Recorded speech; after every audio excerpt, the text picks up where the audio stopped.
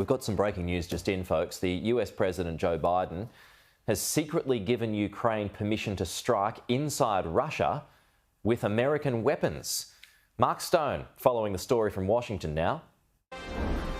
It is the American president accepting that the situation on the ground has changed and accepting too that there is little question that Russia has the upper hand in this long war that he would like to have been over with a Ukrainian victory some time ago. The reporting at the moment is thin and it is US officials talking to our colleagues at NBC News here in Washington saying that President Biden has secretly given Ukraine permission to strike inside Russia, solely near the area of Kharkiv. That's Ukraine's second city in the far east of the country, right up near the front line with the Russian advance.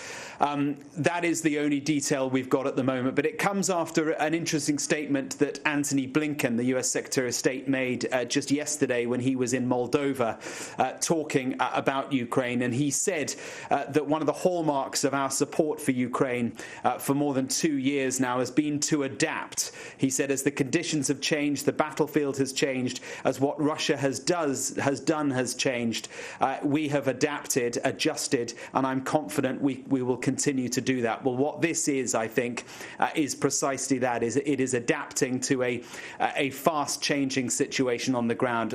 It is now approaching the height of summer in Ukraine. That is the best time for Russia to be able to advance. It is also the best time weather-wise for Ukraine to be able to try and push back. Of course, Dominic, the dangers of this and the reason why hitherto the Americans have been very reluctant to provide Ukraine with weapons that would enable them to attack far inside Russia itself is simply that would potentially give the Russian president the ability to claim that America is attacking Russia proper.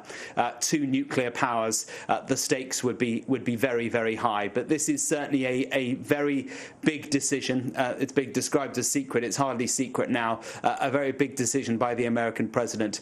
He's talking, as I say, about areas around Kharkiv. Remember, the front line is very close to that, to the east of the city itself. The Russian border is only 30 or so miles to the north of Kharkiv.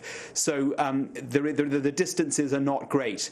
And what the Ukrainians want to do is to be able to push that front line as far east as they can. The further east they can push that front line, the narrower the country is there, and therefore the smaller or the shorter the border that they would have to defend if they ever came to some sort of resolution which would see them giving up some land.